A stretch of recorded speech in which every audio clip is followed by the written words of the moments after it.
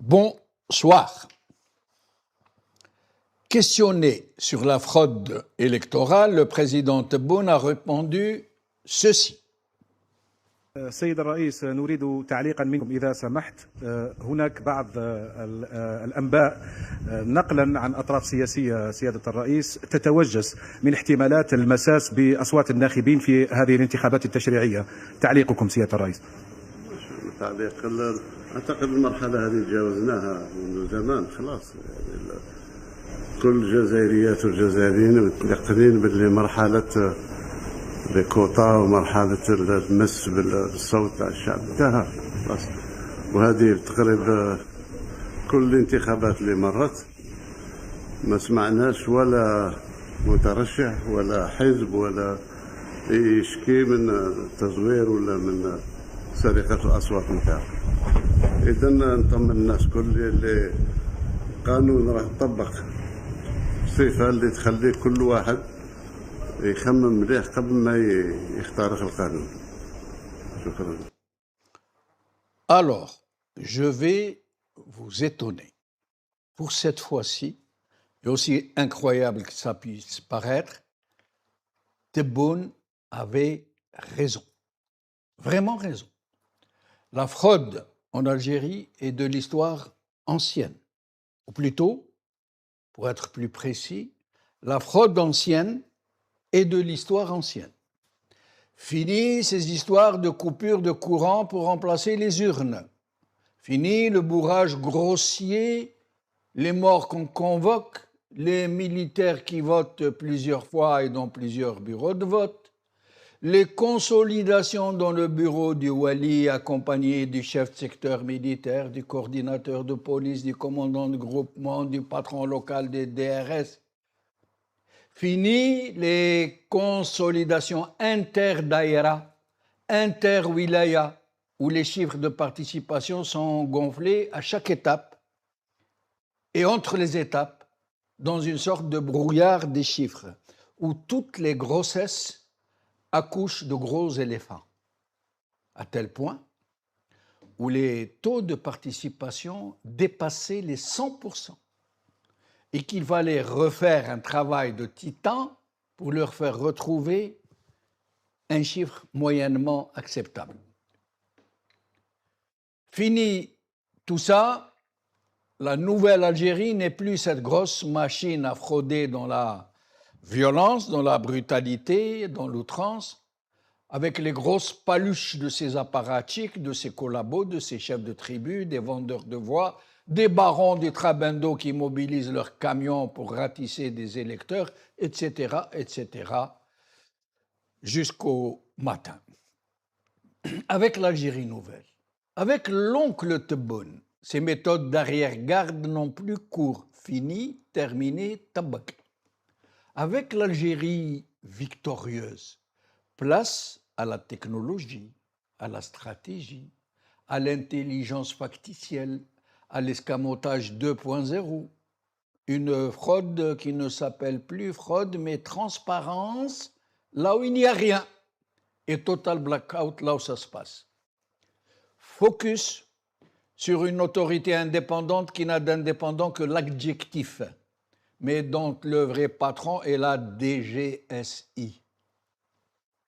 Plus de fraude et de bourrage, enfin, de l'opération des élections. Ça, c'est fini, ça, c'est vieux, ça. La fraude, maintenant, se passe en aval. Par la grâce de l'article 200 de la loi électorale, en liquidant tous les candidats, tous susceptibles de déranger. Et en même temps, de faire signer une charte d'éthique à tous les candidats, partis ou indépendants, pour leur faire comprendre très clairement que les règles sont désormais établies, qu'il ne sera permis à personne de franchir les désormais lignes rouges dans le lot des élus, un gros troupeau d'opportunistes, et qui vont donner le la au prochain Parlement et roule remoule.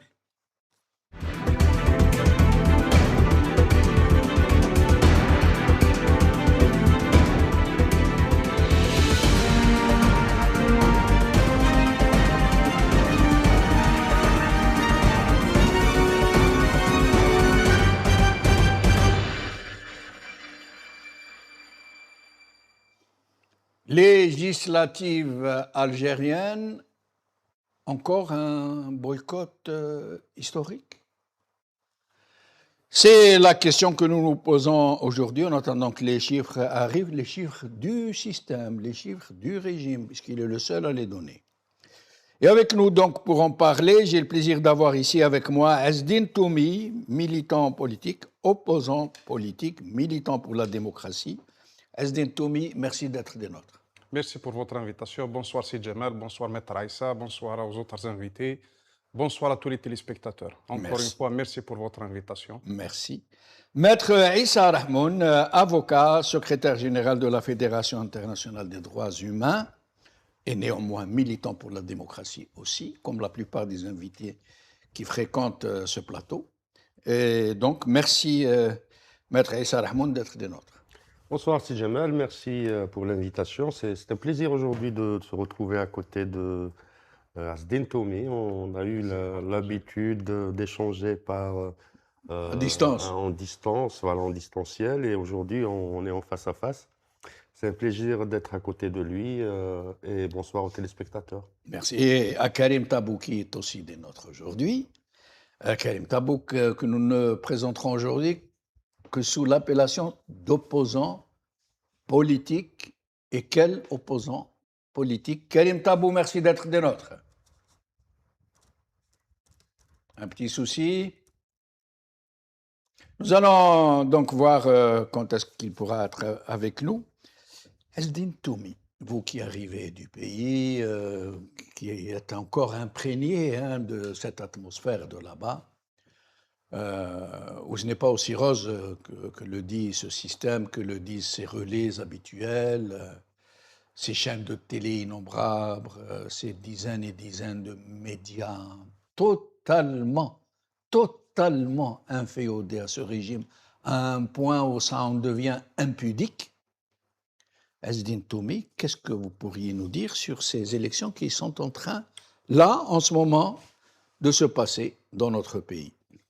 En tout cas, vu les chiffres qui ont été donnés d'abord par l'autorité, par le pouvoir lui-même, comme vous l'avez dit, donc 11% à 15 heures, donc encore une fois, le taux d'abstention il est énorme. Donc encore une fois, le peuple a parlé avec le silence, avec le boycott, avec l'abstention. C'est une preuve que la prise de conscience du Hirak, elle est toujours là, elle est réelle. Que le peuple algérien ne se laisse plus entraîner dans un processus qui, au final, arrange le pouvoir.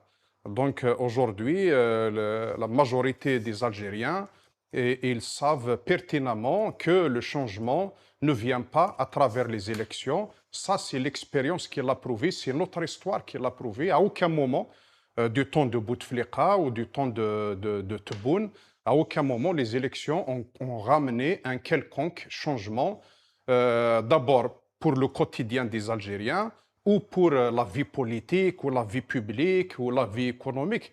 Bien au contraire, c'est des élections qui ont toujours servi le pouvoir. Comment? En permettant son maintien au pouvoir. Le pouvoir aujourd'hui ne se soucie plus de la légitimité des institutions.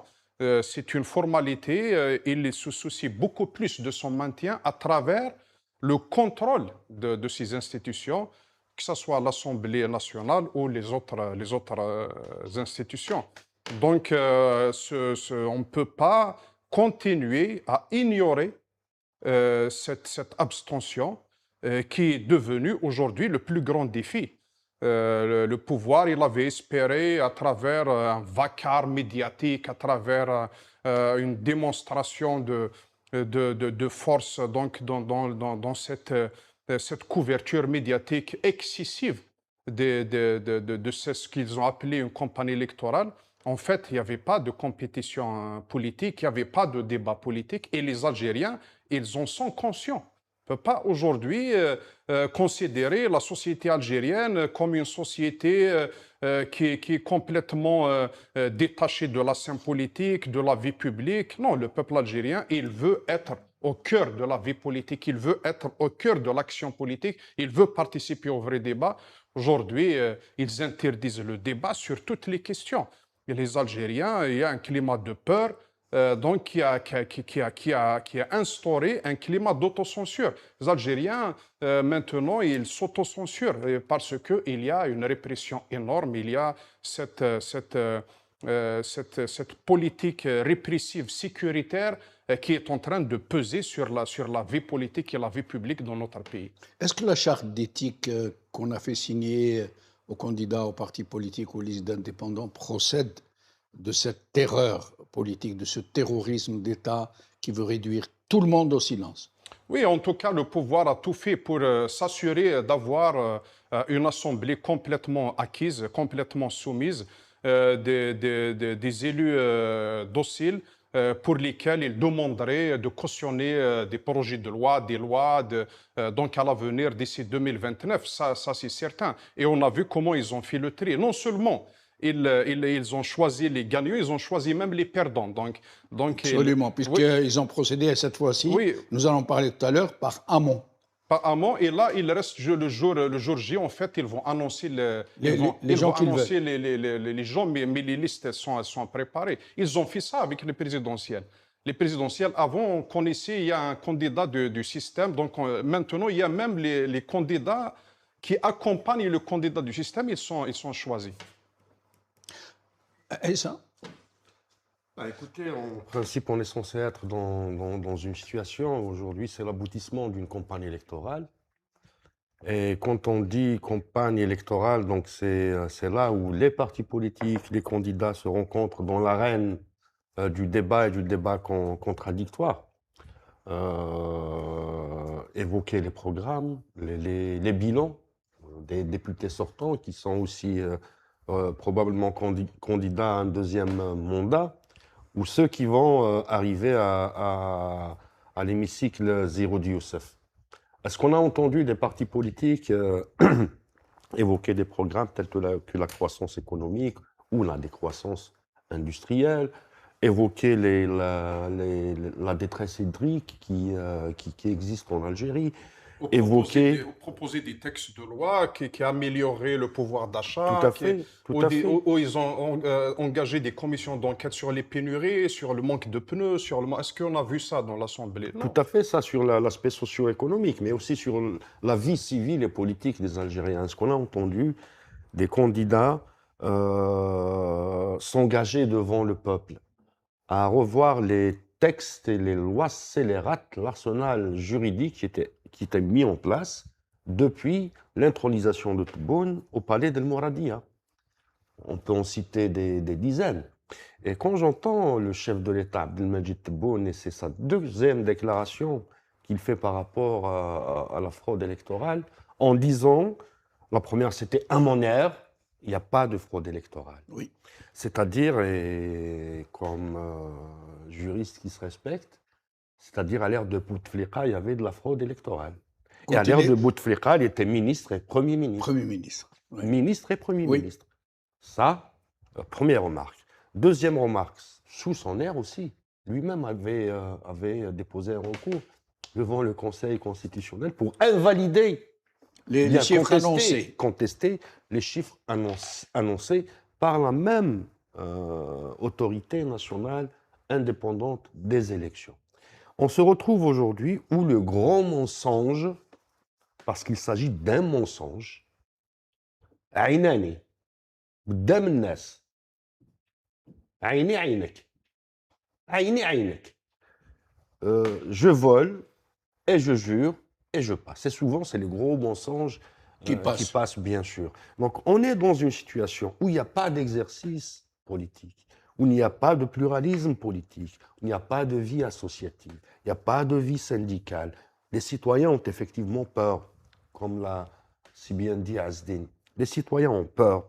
Ils ont peur du voisin, ils ont peur du frère, ils ont peur du policier, ils ont peur du gendarme. De l'image. Ils ont peur du secrétaire général de la mairie, de l'agent de sécurité de la mairie.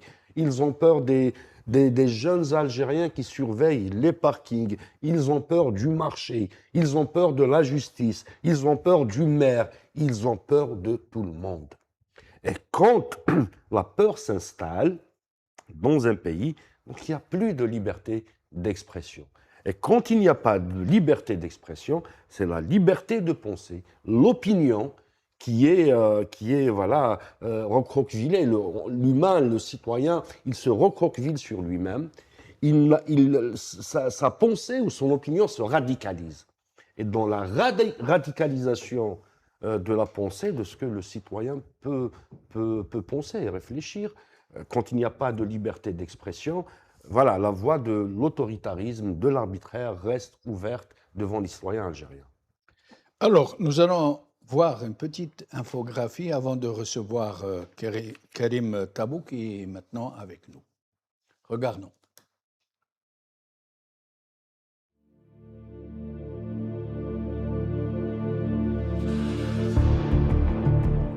Dans un geste révélateur de son sentiment de marginalisation et de l'emprise du ministère de l'Intérieur sur le processus électoral, l'autorité électorale a publié un communiqué d'alerte, une manière de se dédouaner par avance.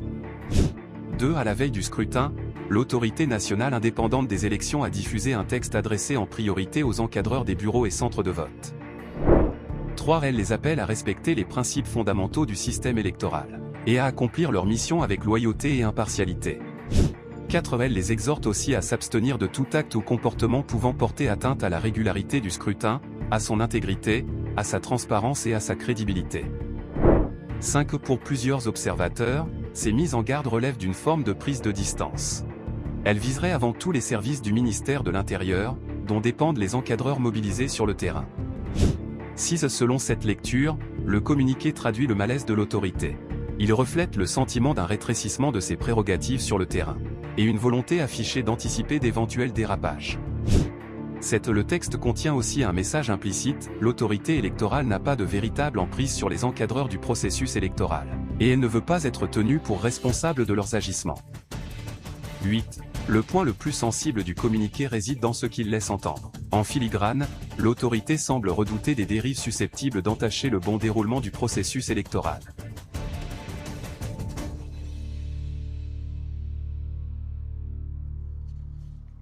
Karim Tabou, merci d'être des nôtres.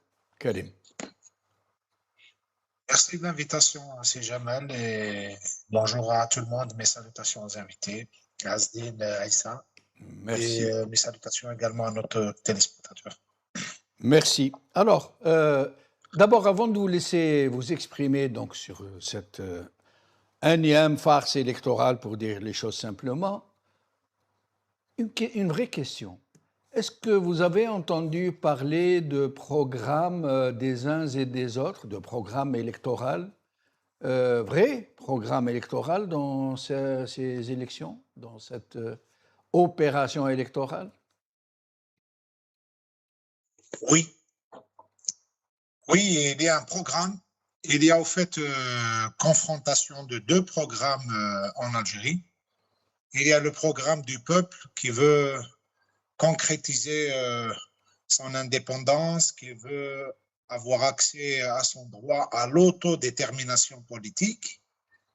Et il y a le programme du pouvoir qui continue de ruser avec l'histoire, de ruser avec la politique, de mobiliser toute sa clientèle, tous ses clients, tous ses courtisans, tous ses domestiques pour une seule finalité, le maintien. Donc le programme, il est clair. Il y a un programme politique, il y a un agenda qu'il exécute et il cherche à grignoter de la société des voix, des clients, des gens fragiles, des gens qui cèdent au chantage, qui cèdent à l'appât, qui sont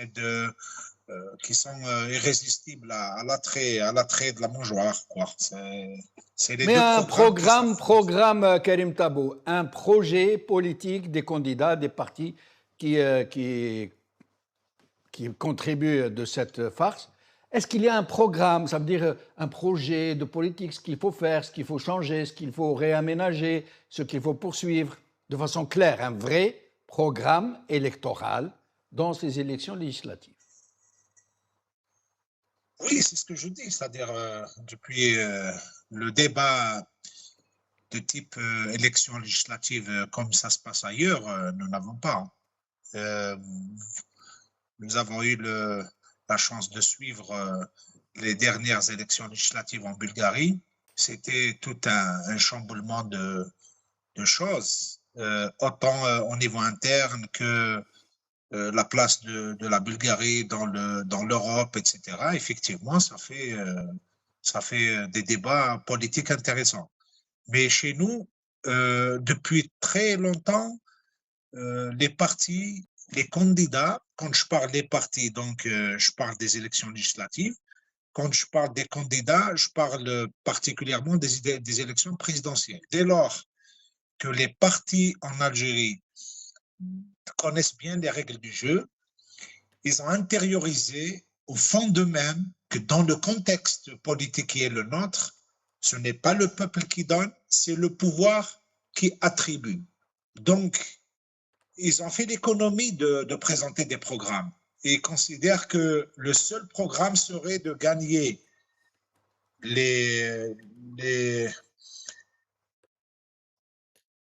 la confiance du pouvoir, puisque celle du peuple, elle est perdue.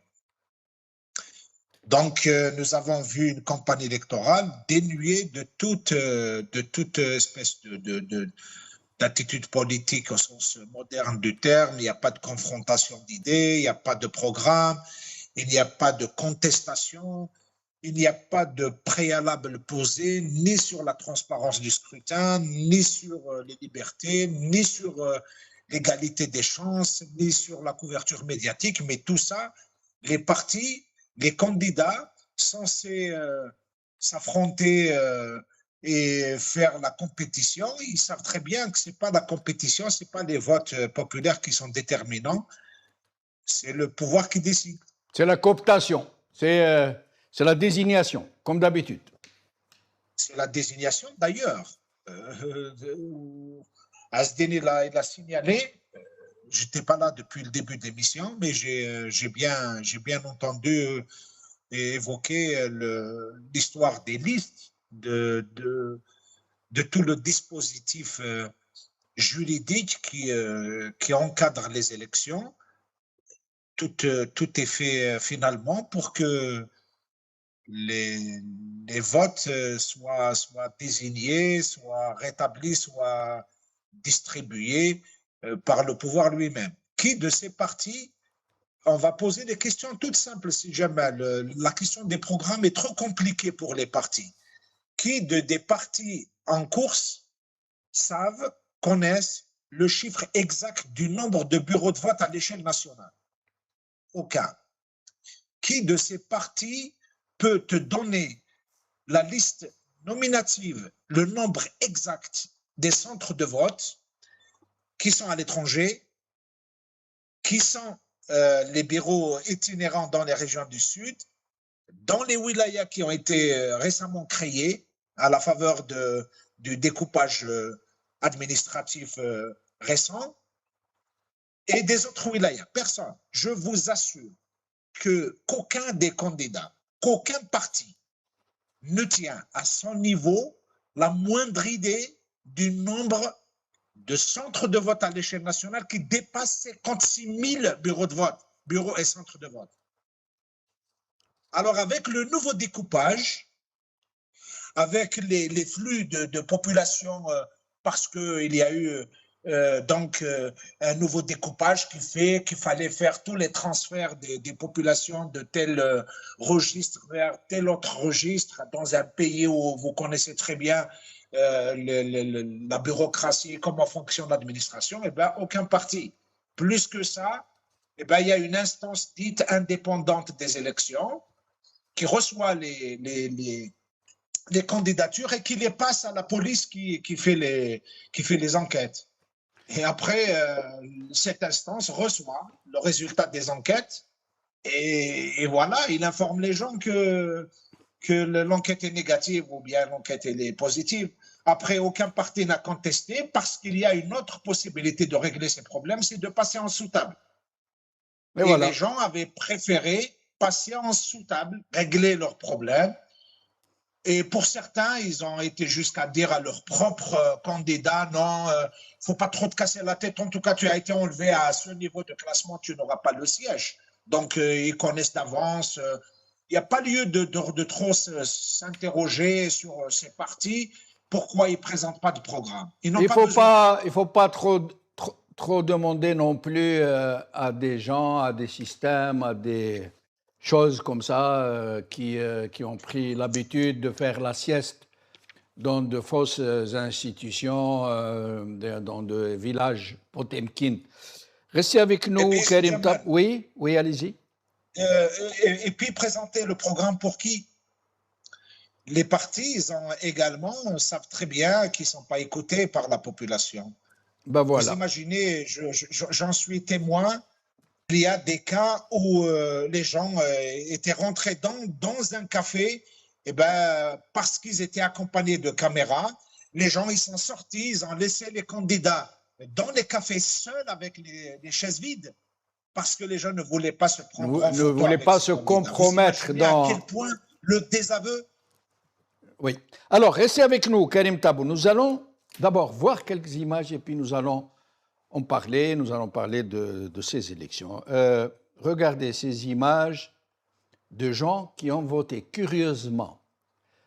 Ces gens qui ont voté, qui ont constitué le premier chiffre annoncé en matière de contribution qui était d'à peu près 5%, je crois, à 10 h du matin. 3,05% à 10 h du matin. À 10 h. Alors qu'avec la canicule, avec les habitudes, les gens généralement ne votent jamais à ces heures-là.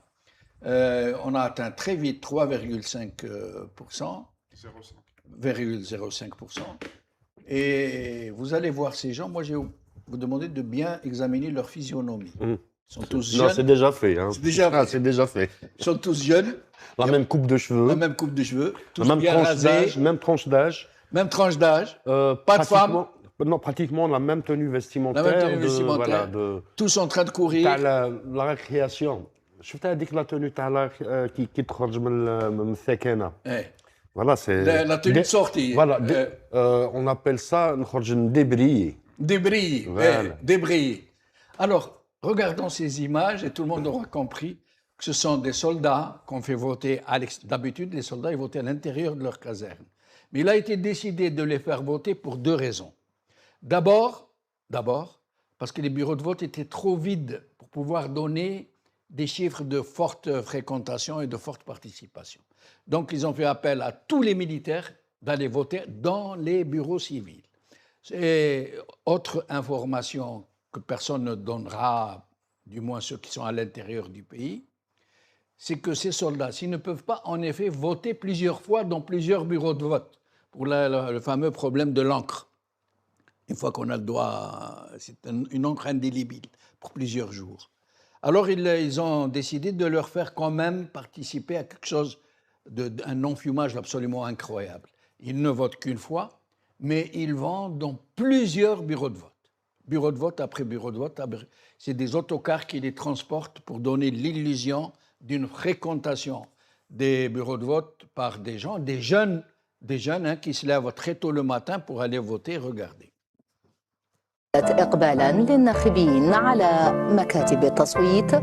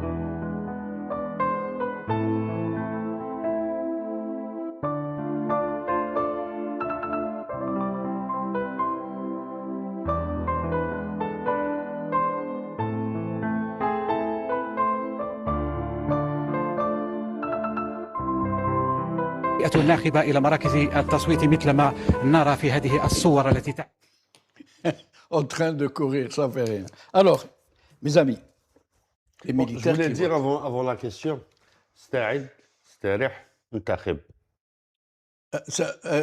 Ça mot d'ordre, un nom. استعد استعد استريح انتخب. انتخب. استعد, c'est garde à vous. Voilà. استريح, repos, Repos et vote. et vote. Bon, au-delà de ces images, parce que le peuple algérien est si habitué à voir ce genre d'images à chaque élection, c'est le même scénario qui se répète. Et à force de répéter cette mise en scène et ce carnaval, en quelque sorte, la réalité finit par s'imposer au final. Du coup, aujourd'hui, et le peuple algérien et le pouvoir, ils savent très bien que tout ça, ce n'est qu'une mise en scène, que ces élections ne sont qu'une formalité administrative qui est orchestrée, organisée par le ministère de l'Intérieur.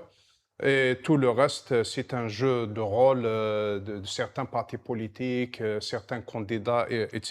Mais ce vote de l'armée, mais ça ne changera rien à ce décalage énorme entre, comme l'avait dit Karim Tabouk, que je salue d'ailleurs chaleureusement, donc ce décalage entre un pouvoir qui est en train de faire recours à des mécanismes anciens, il répète les mêmes scénarios, les mêmes procédures pour se maintenir, et il y a un peuple algérien, notamment dans sa jeunesse, à travers le Hirak et à travers ce boycott, cette abstention, à travers le phénomène de Haraga qui est en train à chaque fois de faire rappeler au pouvoir qu'il veut un changement, qu'il veut aller de l'avant, qu'il veut vivre dignement dans un pays qui va lui garantir un avenir radieux, etc. Donc aujourd'hui, cette crise entre le peuple et le pouvoir, elle est là. On ne peut pas la nier, on ne peut pas continuer de la nier. Après, bien sûr, il y a toujours une partie, peut-être, mais elle est minime, ceux qui croient à ce genre de scénario. Moi, j'ai entendu une responsable d'un parti politique aujourd'hui dire que le plus important aujourd'hui, c'est qu'il juz à l'akhir. Inch'Allah, il n'y aurait pas l'ingérence étrangère, tadakhul ajnabi, mais c'est un discours complètement dépassé. Au lieu d'aller convaincre les Algériens aujourd'hui ne trouvent pas de l'intérêt de se lever le matin. Jazair Maqsouda, c'est devenu un slogan du pouvoir. Donc il faut donner. L'Algérie est visée. Il faut donner de l'intérêt à l'Algérien d'aller voter aujourd'hui. Donc c'est pas avec le mensonge. Étrangère, Asdin, c'était un débat qui a marqué même les élections en France. Où les partis de gauche, principalement, avaient alerté sur l'ingérence étrangère venant de Russie, principalement. Mais ce genre d'ingérence, c'est dans les plateformes de vote qui sont numériques. Oui. Et ils avaient peur d'attaques numériques, de falsification de vote des citoyens. Des intrusions. Des intrusions en faveur d'un courant politique X ou Y. Et là, ils évoquent justement le fait de l'ingérence. Sur l'opération en elle-même. Voilà, sur ce qui est opérationnel. Oui. Mais en Algérie, est-ce qu'on a ces moyens de vote opérationnels par voie... Celui qui truque aujourd'hui, qui triche, qui truque les élections, c'est le pouvoir lui-même. Oui. Celui, le Jazair Maqsouda men. C'est pas les ingérences étrangères qui ont créé les pénuries de pneus, qui ont fait des routes algériennes, des mouroirs, ils sont dans un état catastrophique, qui a dégradé le pouvoir d'achat des Algériens, qui a fait que les jeunes Algériens ne se projettent plus, ne projettent plus leur avenir dans leur pays. Ils ne pensent qu'à une chose, partir. Et au détriment de leur vie dans une aventure, etc. Tout ça, qui est le responsable? Même par rapport au boycott, on a entendu un chef de parti du FFS diaboliser ceux qui appellent au boycott, etc. Il a tenu le même discours. C'est incroyable. Oui, le même discours du régime. Il a repris mot à mot le même discours du régime. Or, qui a discrédité les assemblées dans notre pays? Qui a empêché le débat de se tenir dans la vie publique, la vie politique en Algérie? Qui a criminalisé l'activité politique et syndicale et associative, etc.? Qui a verrouillé les espaces médiatiques, etc.? C'est le pouvoir. Donc le pouvoir a tout fait pour que le peuple algérien n'aille pas voter. Pour que le peuple algérien aille voter, il faut que le pouvoir fasse tout le contraire de ce qu'il est en train de faire maintenant. Et ça, c'est pas avec des images en ramenant des militaires ou comme ça voter en masse qu'on va donner On va faire bouger les choses. Oui, qu'on va faire bouger les choses. Alors, une information, on va donner la parole à Issa puis à Karim. On nous dit, ça vient de tomber, qu'à la demande des chefs de centre, les chefs de centre de vote, Oui, le président de l'ANI, comme un à 20 grand, heures. le président de l'autorité indépendante, a décidé de prolonger la fermeture à 20 heures au lieu de 19 heures, comme à chaque fois qu'il y a boycott. Donc ça confirme qu'il y a boycott massif. En plus, il faut signaler qu'aujourd'hui, ils ont donné la journée pour les fonctionnaires Pour aller voter. Pour aller voter, et ça c'est un manque à gagner Oui. très important. C'est énorme. Oui, c'est énorme. Plus de 2 millions de fonctionnaires. De Je sais pas fonctionnaires, exactement, mais entre 2 et 3 millions de fonctionnaires. Ça, c'est la première des Vous choses. ne travaillez pas, mais allez voter. Après, ils ont le transport, je pense qu'il est gratuit, les TUSA pour le transport. Transporter les Alger, électeurs. etc. Donc, ils croient que c'est avec ces avantages qu'ils vont convaincre le citoyen d'aller voter. Et pourtant, avec Mais le citoyen n'est plus dupe aujourd'hui. Il ne se laisse plus entraîner dans cette mascarade. Il connaît très bien. Le citoyen, il a vu qu'une assemblée, elle n'a jamais voté un projet de loi qui a changé son quotidien. Absolument. Donc aujourd'hui, il est complètement hors de ce processus. Moi, je dirais, Sidi Jamel, que l'heure est grave. L'heure est vraiment grave. Le régime n'a rien compris du 22 février 2019. Le Hirak. Le Hirak. Il n'a rien retenu. Ça, d'une part. Pire encore, non seulement il n'a rien retenu, mais il a mis en place, comme je l'ai dit tout à l'heure, un arsenal juridique pour mater, contrôler, dominer et nier les droits des Algériens. Et empêcher le retour du Hirak. Bien sûr. Tout faire pour qu'il ne revienne pas. Bien sûr. Celui qu'ils avaient confisqué, dont ils avaient fait une journée nationale et qu'ils avaient baptisé Al-Hirak al-Mubarak. Al-Hirak al-Mubarak. Et quand on voit ce genre d'images, c'est des images qu'on voyait durant les années 70, 80, 90, 2000, etc. Le régime n'a pas évolué. Même dans les opérations de traficotage, même dans la manipulation des médias. Et quand les Algériens consultent ce genre de scène, ce genre de spectacle, la frustration augmente, la colère augmente. Le sentiment d'être rejeté augmente. En tout cas, dans le régime, ils savent que, au niveau de la société, la rupture est consommée entre la société et les institutions de l'État. Institutions au sens large. De la commune jusqu'au président. La rupture est consommée. Ils sont dans une démarche de domination. Par la loi, par le cadre légal, par les circulaires, par les pratiques institutionnelles. Ça devient la répression. systémique. Par la répression, par la surveillance électronique, la propagande, par la propagande, par l'empêchement des candidats à être candidats. Avant, on disait que ça va être des élections sans société. Mais Lyon, c'est des élections sans candidats. Sans candidats. 30% ont été rejetés 37%. en amont. 37%. 37% ont été rejetés en amont. Par rapport à l'ANI, souvenez-vous des modifications qui ont été apportées à l'occasion de la révision constitutionnelle adoptée par l'Assemblée nationale, dans laquelle on a vu des députés adopter l'article 200 de la loi organique portant le régime électoral et qui se sont vus par la suite éliminés de la compétition à la candidature. Ils ont revu le fonctionnement de l'ANI. Souvenez-vous des déclarations de Saïd, ministre de l'Intérieur, devant l'Assemblée nationale, disant que ne vous inquiétez pas, de toute façon, ça va être les outils administratifs et le soutien logistique qui a changé dans le fonctionnement de l'ANI. Force est de constater aujourd'hui que les élections, les dossiers des candidats à ces élections ont été bien traités par les services de sécurité et que c'était eux qui donnaient le quitus de celui qui va être candidat et de celui qui ne va pas être candidat. En rappelant, Sarah Hamoun, que cet article 200 auquel vous faites référence, dans son alinéa 7, est non seulement liberticide, il est anticonstitutionnel. Anticonstitutionnel.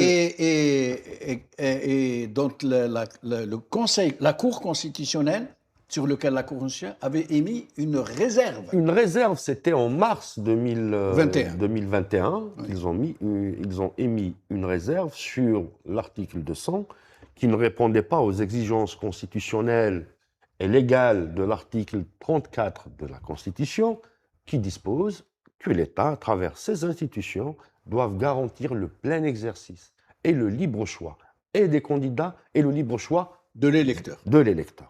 Et cet article 200 interprète dans sa rédaction, mais aussi dans son esprit, l'esprit du 87 bis. Oui. Le 87 bis, quand on lit, en tant que praticien du droit, j'ai eu à fréquenter l'article 87 bis, qui est très large, très souple, qui donne, aux autorités, à la police judiciaire, le pouvoir d'orienter le dossier comme on veut, de classer une personne ou une organisation comme étant entité terroriste ou subversive, ou qui porte atteinte à l'intérêt national, ou qui essaye d'apporter un changement dans le pays par les voies non constitutionnelles, ces dossiers atterrissent devant le parquet et les juges d'instruction. Ils partent comme ça, mise en situation de mandat de dépôt, déferment devant le juge après 1 année, 2 ans, voire 3 ans de détention provisoire, etc. Et cet article, justement, 200, et on retrouve l'article 87 bis pratiquement dans toutes les lois qui sont succédées à l'occasion du règne de l'actuel chef de l'État, telles que la loi sur le monde syndical, sur l'activité syndicale, telle que la loi sur les associations. Hein. Ils ont une sorte de source jurisprudentielle que cet article 87 bis, qui inspire d'autres excroissances, comme l'article 200, comme... C'est devenu un esprit. Je suis convaincu d'une chose. 91, le régime a décrété l'état d'urgence, qui était, l'état d'urgence, c'est un état d'exception. C'est un état de non-droit. Parce que là, l'état de droit, l'État dans ses institutions, la justice, etc., était mis à l'écart. On n'était pas dans ce fonctionnement. Souvenez-vous des magistrats encagoulés qui jugeaient des personnes, etc., etc. Et à travers, depuis cette période, que l'Algérie est entrée dans un esprit d'état d'exception généralisé. Par des lois. Dans l'esprit même. C'est l'esprit. De la loi. C'est l'esprit, c'est leur esprit. Et aujourd'hui, la loi, force est de constater, nous, on a détruit et Victor Hugo, et Voltaire, et Montesquieu, et Jean-Jacques Rousseau. On a détruit tout le socle philosophique qui ont bâti juridiquement et politiquement l'état de droit et sa conception. Pourquoi ? Parce qu'aujourd'hui, en Algérie, il y a un télescopage entre le politique et le juridique. Et quand il y a télescopage entre ces deux champs d'action, qui est le politique et le juridique, donc il n'y a plus d'état de droit. C'est l'état d'exception. On est toujours dans l'état d'urgence, déguisé en état d'exception par ces lois liberticides. L'article 39 de la loi sur les associations, c'est Jamal. Que dit l'article 39 ? Dispose que dissoute toute association qui s'ingère dans les affaires internes de l'État. C'est quoi le rôle d'une association ? Et tu vois, quand on crée des lois très larges, très souples, qu'on manipule, et le problème, c'est qu'au niveau des partis politiques, il n'y a aucune veille juridique. Il n'y a aucune veille juridique pour faire du plaidoyer, informer la société, informer le peuple. Ça, durant les années Bouteflika. Hein. Alors là, maintenant, il n'y a plus de classe politique. Karim Tabou, sur ce boycott massif déjà annoncé, cette décision du président de l'ANU, soi-disant sur la demande des chefs de centre, de prolonger d'1 heure, c'est un constat de boycott massif, encore une fois. Mais sinon, je vous laisse libre de nous dire ce que vous pensez de tout ça. Karim Tabou. Encore une fois, merci, c'est Jamal. Je pense que cette élection, il a deux mérites. Le premier, il a, il a dénudé une idée reçue qui est colportée par beaucoup de médias, parfois même naïvement par les citoyens et surtout par les clientèles du pouvoir, que le peuple se serait rendu responsable de tous les malheurs de ce pays. Si Jamal, quand tu discutes avec quelqu'un, il dit comme ça, هذا الشعب يستاهل. يقول لك هذا الشعب عيان، هذا الشعب كذا، هذا الشعب كذا, comme si on a diffusé dans la société, et les services connaissent bien les réseaux, comment faire fonctionner les discussions, etc., à tel point qu'il y a une partie entre guillemets, de l'élite politique, notamment celle qui se porte candidat, trouve la seule explication à leur participation est que le peuple en n'y peut rien. Il y a même des gens, des journalistes, des amis qui sont arrivés jusqu'à décréter que le Hirak était cliniquement mort. Quel service à rendre au pouvoir que de prononcer chaque matin des verdicts de condamnation à mort du peuple algérien. Donc je pense que cette fois, cette élection a réparé une injustice commise à l'égard du peuple algérien par les gens qui portaient ces accusations contre le peuple algérien. Mais vous êtes en train de nous dire, Karim Tabou, pardon de vous interrompre, que contrairement à ce que pensent beaucoup de gens qui ne voient que le côté primaire du boycott, que vous êtes en train de nous dire que ce peuple vient de voter, en fait. Bien sûr. Il faut justement, je voulais dire ça, que les résultats des élections, c'est pas le chiffre de la participation, mais c'est le peuple qui s'est pas déplacé au bureau de vote. C'est ça les résultats. C'est très important. Et si le pouvoir est arrivé jusqu'à concocter depuis des heures et des heures, des jours et des jours avant l'élection, ces images, je pense que également, la deuxième partie de ma réponse, c'est ce que donne comme message politique toutes ces images diffusées par la télévision. Elles sont bien. Merci pour la télévision nationale d'avoir raconté l'histoire de ce scrutin. La télévision nationale est le meilleur témoin de l'histoire de ce scrutin.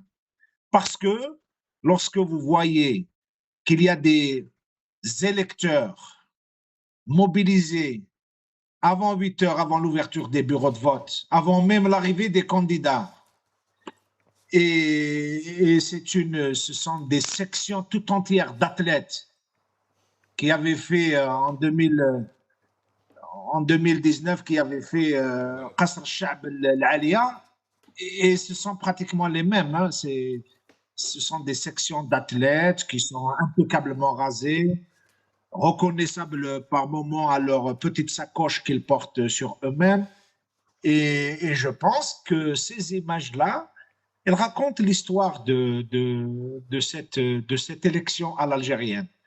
Et si le pouvoir est arrivé jusqu'à faire tout ça, il se sait disqualifié politiquement. Parce que le plus important n'est pas dans les petits détails. C'est très important que de discuter des lois, des dispositions, des articles, etc. Mais il faut ramasser tout ça dans des observations politiques générales. Une approche, Karim Tabou, pardon encore une fois, une approche vraiment très originale que la vôtre. Vous êtes en train de nous dire, oui, les images, il faut féliciter d'une certaine manière l'apport objectif des télés du régime, des relais, des journaux mercenaires, de toute cette machinerie de propagande. Il faut les remercier parce qu'ils sont en train de nous administrer la preuve de ce qu'ils démentent dans leur développement. Et il faut voir en ce boycott non pas une abstention ou de l'abstentionnisme, mais il faut voir une très forte participation du peuple, des électeurs, Merci. dans un vote qui rejette ce régime en tant que tout. Merci Jamal. Merci Jamal. Et c'est ça la conclusion de cette décision sage, politique, civilisée, pacifique des Algériens de considérer qu'ils ne sont pas d'accord avec ces ruses, qu'ils ne sont pas d'accord avec ces mobilisations artificielles, qu'ils ne sont pas d'accord avec tous ces mensonges, et que malgré la propagande, malgré تسمع لي سربيل الحليب يقول لك بصح نهار الفوت لازم يكون الحليب. Et puis celui qui tient les vanneaux, il doit absolument rassurer les gens que ce jour qu'il y a le mat, etc., etc. Le transport il est gratuit, mais la journée est chômée payée pour les fonctionnaires, etc. Et puis il y a des sections, je dis, d'athlètes bien rasés qui sont arrivés à 7 heures du matin, juste après avoir levé le drapeau, et voilà, on vient, et ils sont dit, tout ça montre combien le pouvoir se sait isolé, combien le pouvoir se sait disqualifié du côté du peuple, parce qu'il sait à l'avance qu'il doit mobiliser ces sections, sinon ce sera le vide sidéral, ça va être l'apocalypse pour le pouvoir. Donc il le sait. À mon avis, cette épreuve-là a bien démontré encore une fois que le peuple algérien, bien au-delà de la sagesse, il est mature politiquement, il a fait un acte digne d'un peuple qui a mené la révolution. Mais Karim Tabou, vous êtes en train de nous dire, ce peuple vient d'administrer la preuve encore une fois, dites-vous. C'est vrai, en 2019, vote de Tebboune boycott, deuxième élection de Tebboune boycott, son référendum sur la Constitution boycott, la première assemblée en 2021 boycott, je rappelle le chiffre, c'était 21%, et c'était les chiffres du régime, ça veut dire c'est un chiffre gonflé de 21%. Mais le problème, c'est que c'est encore une fois, Karim Tabou, vous demanderez de nous répondre un peu en substance pour pouvoir discuter d'une autre question que j'aimerais vous poser. Encore une fois, donc nous sommes en train, le peuple algérien est en train de s'exprimer à travers le boycott, à travers le refus. Il est en train de voter à sa manière, mais personne ne l'écoute, encore moins le système. Oui, et puis également, on prend aujourd'hui la mesure des sections d'athlètes qui sont en train d'encadrer le pays.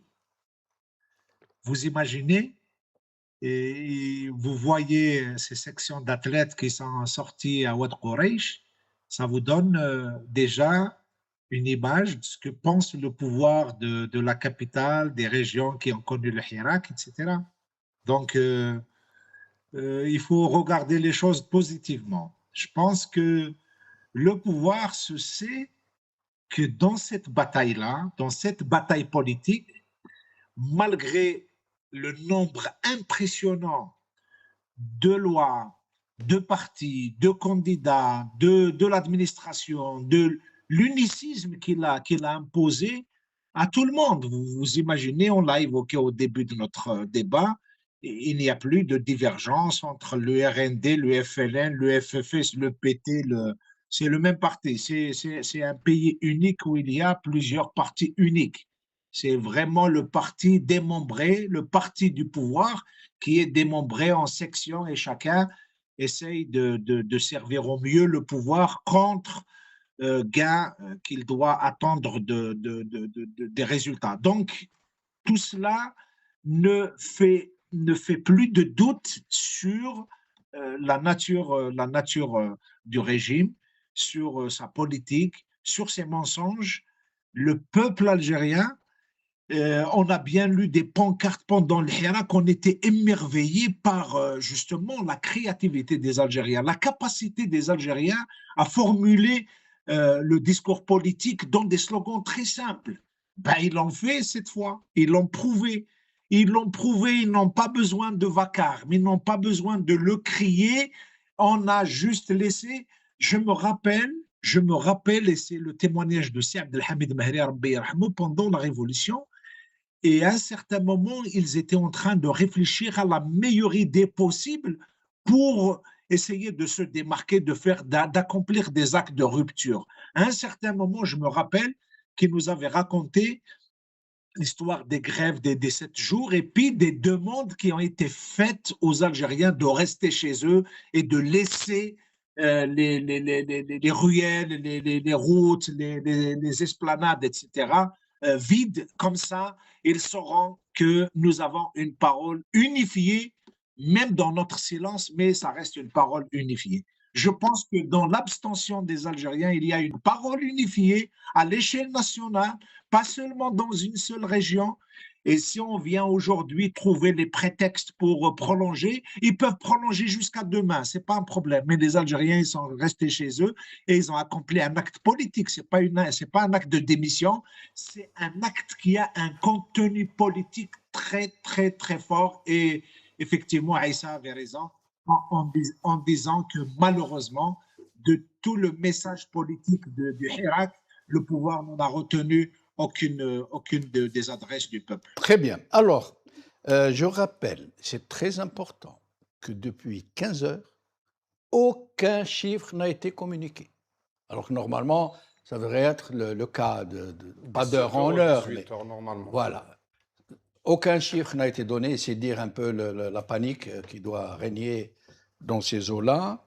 Il y a une question que j'aimerais vous poser, mais j'aimerais aussi que vous puissiez en discuter entre vous à bâton rompu, parce que c'est un sujet d'une importance capitale. Et je rappelle, avant de vous donner la parole, que je demande à Karim Tabou, qui vient de lancer une véritable initiative politique, qui est dans l'apaisement, qui est dans l'appel au dialogue, qui est dans l'appel à l'organisation, qui est dans l'appel à se lever, dans le sens le plus pacifique du terme.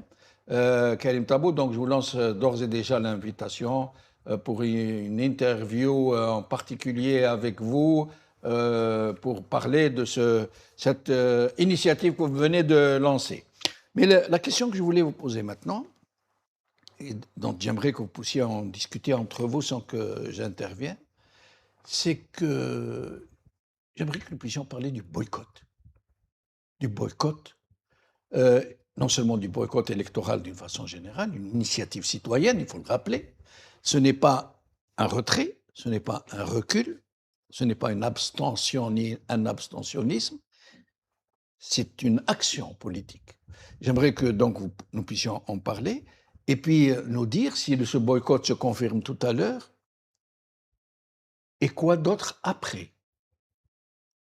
Et quoi faire maintenant pour que ce grand geste politique de tout un peuple qui est vraiment un cri dans le désert politique, pour qu'il ne soit pas vain, pour qu'enfin on puisse peut-être accrocher quelque chose derrière, amorcer quelque chose et pouvoir continuer d'une façon autrement plus agissante, autrement plus présente sur le terrain politique. Je vous laisse la parole à tous les trois. Merci d'en discuter entre vous. Justement, en parlant de boycott, en reliant le boycott à l'initiative qui a été publiée par Karim Tabou, qui a été reprise par d'autres militants. Donc le boycott, comme ça a été dit dans cette initiative, en fait, c'est une participation négative. Mais il y a toute une catégorie qui a été empêchée de prendre part à ce processus. Quelqu'un comme Karim Tabou aujourd'hui, ou d'autres militants, ceux qui se sont portés candidats, qui ont vu leur candidature rejetée, ceux qui ont voulu créer des partis politiques qui n'ont pas pu, etc. Donc il y a toute une catégorie très importante, ceux qui ont participé au Hirak, etc. Ils se voient aujourd'hui leur participation dans la politique, dans un processus électoral, et ils la voient donc fermée, il n'y a pas d'accès à ces élections. Donc c'est dans ce cadre-là qu'est venue l'initiative. Il faut d'abord, avant de me dire qu'il ne faut pas appeler au boycott, déjà me donner le droit de participer pour que je puisse exprimer le boycott. Ils ne donnent même pas l'occasion aux militants, aux hommes politiques ou à certains partis politiques de prendre part à ce boycott. Mais moi, j'aimerais revenir sur ce qu'a dit Karim, donc il faut rester sur une note positive quand même, parce que le peuple, il continue à s'exprimer malgré la répression. C'est vrai que sur le plan sécuritaire, le pouvoir a déployé un plan donc depuis le Hirak une répression féroce. Donc il a repris la rue, et il a emprisonné beaucoup de militants, des poursuites, etc.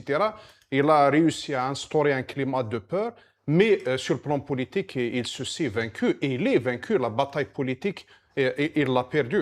Et aujourd'hui, quand nous sommes face à une telle abstention, un tel boycott, c'est très important de nous le rappeler pour justement nourrir cet espoir que le peuple, quand même, il reste campé sur ses positions, les positions de Hirak. Il tient à sa volonté d'aller vers un vrai changement, et il tient à la volonté de recourir ses darwa, à faire de la politique, à s'organiser en syndicat, en association, etc. Donc aujourd'hui, le peuple, il trouve toujours le moyen de s'exprimer. Et ça, le pouvoir, il en a pris conscience à travers les rapports, etc. C'est pour ça que face à un événement comme aujourd'hui, il est obligé de faire recours aux mêmes images, aux mêmes scénarios des élections avant, pour essayer de mettre en action une machine de propagande pour créer des images, créer des vidéos, pour faire croire, ne serait-ce que pour l'opinion internationale, qu'il y a eu aujourd'hui des élections en Algérie. Mais toujours, la réalité finit par s'imposer. Aujourd'hui, je pense que le citoyen, il carroie beaucoup plus au quotidien qu'il est en train de vivre.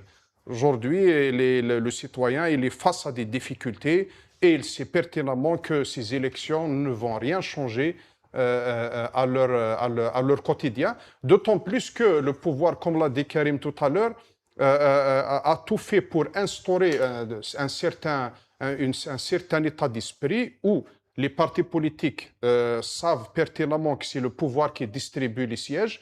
Ils ont complètement abandonné ce contact avec la population. Ils ne cherchent plus à être présents dans la société, bien au contraire, et ils cherchent à se rapprocher du pouvoir. D'ailleurs, la seule compétition qu'il y a eu dans cette entre guillemets campagne électorale, c'est comment se rendre disponible par rapport au pouvoir, comment donc être prédisposé à négocier, à collaborer, etc. Plus que une compétition de programme. Donc on est dans ça. Et en plus de ça, le pouvoir, il a tout fait pour faire de ces institutions un lieu de privilèges, d'accès aux privilèges, de distribution de la rente. Donc c'est dans tout ça que le citoyen a finalement décidé de ne plus se laisser entraîner dans son... Il a fait son choix. Oui. Moi, je dirais que le boycott, c'est l'expression positive, par contre, qui n'est pas négative, et cohérente de l'esprit du Hirak. C'est une continuité. C'est une continuité. Souvenez-vous, Karim, il a évoqué l'exemple que c'est Abdelhamid Mehri, qu'il avait donné lors de la grève des 7 jours. Souvenez-vous du Hirak quand ils ont commencé à interpeller des activistes, des militants politiques, l'opération Mehrez, Oui. qui s'est déroulée à Alger. Alger, un peu partout, hein, pas seulement Mais là, Alger. c'est you-you. Et les you-you. Oui. C'était une réponse positive, cohérente à l'esprit du Hirak. Et quand on dit esprit du Hirak, c'est l'esprit de la décolonisation. Pas l'indépendance, de la décolonisation. Parce qu'on a eu l'indépendance du territoire, effectivement. Et là, Karim, il l'a évoqué dans sa contribution, sa lettre et son appel politique. On a eu l'indépendance du territoire, une identité internationale. Est-ce qu'on a eu l'indépendance politique, économique, la libération de l'humain, du citoyen, de l'exercice de la citoyenneté. Et quand on rassemble ces deux éléments, indépendance du territoire et indépendance et autonomisation de la société, on arrive à un processus de décolonisation. Et le Hirak, il vient apporter justement ces réponses à des décennies, à plusieurs décennies de gouvernance, plusieurs décennies de domination, que 2019, rien n'est réglé en Algérie. Le problème de la souveraineté nationale, de la souveraineté du peuple algérien, de l'autonomisation de la société. C'est très important d'autonomiser une société. Une société qui est autonome est une société qui innove. Une société qui est autonome est une société qui imagine. Une société autonome, c'est une société qui construit. Et le Hirak, il a rappelé tout ça. Donc aujourd'hui, l'expression du boycott est une expression civilisée. C'est l'expression du Hirak. Que tous vos mensonges, vos manipulations, vos textes de loi, vos promesses de développement économique, vos promesses de grands chantiers qui traversent le désert algérien, c'est du pipeau. On ne croit à rien.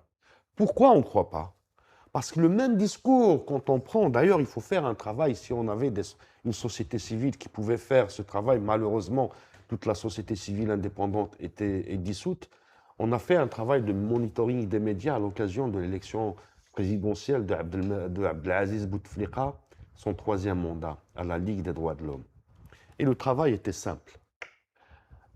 On a suivi les émissions de campagne sur le NTV, les grilles réservées à la campagne, soit le NTV, soit dans la presse écrite, les espaces de débat réservés pour la campagne présidentielle. Et à la base de cette expertise, on a trouvé le vocabulaire dominateur, le vocabulaire libérateur, le temps imparti pour chaque candidat, les espaces occupés par chaque candidat. On a terminé qu'il ne s'agit pas d'une élection libre et transparente. Actuellement, si on reprend le discours de l'actuel chef de l'État et ses ministres, le chef d'état-major, le président par intérim, l'intérimaire de l'Agence nationale dite indépendante des élections, on va faire ce travail de monitoring. Très intéressant.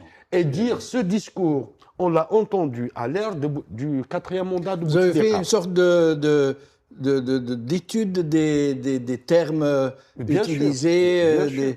des locutions. Et là, on retrouve le récit, Oui. les prismes d'un pouvoir, le narratif d'un régime contre une société. Pas pour une société, mais contre une société. Si on fait ce travail actuellement, les discours de Tebboune, et enfin du régime actuellement et du système, celui du 4e mandat de Bouteflika, du 3e, du 2e, du 1er, de Zerouel, allant jusqu'à Boudief, allant jusqu'à Boumdien, on va trouver le même narratif, le même récit de danger, d'ingérence, de domination, et dans le code pénal, et dans le code de l'audiovisuel, et dans tous les textes. Dans tous les textes, et pourtant adoptés par un même Parlement, un Parlement unique. Et dans la campagne, ce qui est frappant aussi dans la campagne, on a assisté à une campagne où l'éditorialiste des programmes, ou des discours, pas des programmes, sont sortis de la même boîte, de la même maison. Ingérence, il faut participer, il faut être vigilant, le bled moustadfa, etc., etc. Donc, on dirait que c'est le même, à part le RCD, d'ailleurs, qui n'a pas signé la charte proposée d'éthique proposée par Oui, il a refusé de signer la charte les d'éthique. institutions. Il l'a considéré comme liberticide. Tout à fait, on retrouve le même discours. Aujourd'hui, il suffit pour les partis politiques, malheureusement, il faut le dire, parce que même le cadre légal ne leur permet pas de ne pas participer aux élections, au risque de se voir disparaître. Ça, d'une part. D'autre part, même dans les partis politiques, ils doivent sauvegarder les rangs. Ils doivent sauvegarder, il y a des tentations à l'intérieur des partis. Celui qui est passé président d'une municipalité, après élu à la Pioui, il a la prétention de devenir député et puis que son nom figure dans le registre des cadres de l'État. Alors, avant de vous poser une question à laquelle je vous demandais de répondre un peu rapidement pour qu'on puisse répartir un peu le temps de parole qui reste, à la diaspora, les élections de la diaspora algérienne dans le monde entier, ça y est, le chiffre est connu, 9%. 9%. 9% après l'installation de plusieurs mécanismes. Hein. Dans le vote pendant 7 jours. Après avoir installé plusieurs mécanismes, Conseil de la diaspora, think tank diasporique, relations avec les ambassades et les consulats, particulièrement en France, les opérations de chantage, les notices, la notice interdit de rentrer au territoire ou l'interdit de sortie du territoire. La propagande qu'ils ont distillée que ceux qui n'ont pas de carte de vote vont avoir des problèmes quand ils arriveront dans les aéroports des problèmes par rapport au passeport déjà. Ouais. Passeport, procuration, enfin tout ce qui est état civil. Oui, oui. Dans les consulats, ils vont avoir des problèmes. On a entendu plusieurs de nos compatriotes m'ont contacté par rapport à ça et dire est-ce que c'est vrai? Je crois que c'est une question qui ne se pose pas. Mais la peur, quand la peur elle s'installe, l'arbitraire est là. Quand tu vois Nasser Adjoutour, pour aboutir à 9%. Nasser Adjoutour et Farid Alilat interdits de rentrer au territoire national, c'est des Oui, Algériens oui, munis d'un passeport oui. algérien. Les anciens activistes de la diaspora qui arrivent, qui assistent à des funérailles chez eux et puis sont interdits de sortie du territoire, incarcérés pour des ans et des peines souvent allant jusqu'à 3 ans de prison ferme. En plus, ce taux, cette abstention dans la diaspora, elle va peser sur les relations diplomatiques de notre pays. Avec les pays concernés, notamment la France. Notamment la France, parce que le pouvoir a tout fait pour récupérer, soi-disant, avoir la main mise sur la diaspora, pour pouvoir peser dans la scène politique, par exemple, française ou ailleurs. Et là, ils ne peuvent plus bluffer, parce que côté français, par exemple, ils ont le vrai chiffre. Parce que pendant le Hirak, pas capable de faire voter vos ressortissants. Pendant le Hirak, il y avait des milliers d'Algériens qui étaient là à Paris, place de la République, chaque dimanche et dans d'autres capitales du monde. Donc, le pouvoir a tout fait pour, en fait, remédier, soi-disant, à ça, pour aboutir à un contrôle de la diaspora. Et voilà le résultat. Le résultat, il n'a même pas mobilisé 9% comme l'a dit Aïssa, donc avec tout ce qu'ils ont fait, le chantage, faire peur, jusqu'à arriver à la déchéance de nationalité. Mais le peuple, l'Algérien, il trouve toujours le moyen pacifique de s'exprimer. Et là, il était au rendez-vous. Et de quelle façon? Karim Tabou, il ne nous reste plus beaucoup de temps sur ce boycott, mais aussi, et c'est très important, dommage qu'on ne puisse pas avoir plus de temps pour en parler, et après. Le boycott, c'est bien, c'est très bien, c'est vraiment réjouissant. Ça fait chaud au cœur de voir tout un peuple mobilisé pour s'exprimer d'une façon aussi sonore, j'allais dire. Mais oui, mais après, est-ce que ça suffit, comme les autres boycotts passés, dont le régime n'a tenu aucun compte, finalement? C'est Jamal, pour la précision, je pense qu'il faut que le Maghrébien annonce les résultats des élections, c'est que le peuple ne s'est pas rendu aux urnes. Les résultats, nous le connaissons. Il ne faut pas laisser l'impression que les chiffres qui vont être communiqués ont un quelconque intérêt. Le résultat, nous l'avons. Le sens politique des résultats de ces élections, le peuple algérien ne s'est pas rendu aux urnes. Voilà les élections, voilà les résultats. Après, ce silence-là et peut-être cette absence du peuple, ce refus du peuple de se rendre aux urnes, finalement, il nous apprend une chose d'exceptionnellement magique. Et on peut l'intégrer dans les sciences politiques. Et on peut dire qu'il y a des silences qui sont plus audibles, qui résonnent plus fort que les vacarmes électoraux. Il y a des silences populaires qui sont plus importants que tous les vacarmes que peut créer un système, que peuvent mener des clientèles. Et d'ailleurs également, on peut quand même faire des petites remarques intelligentes très intéressantes. L'ironie de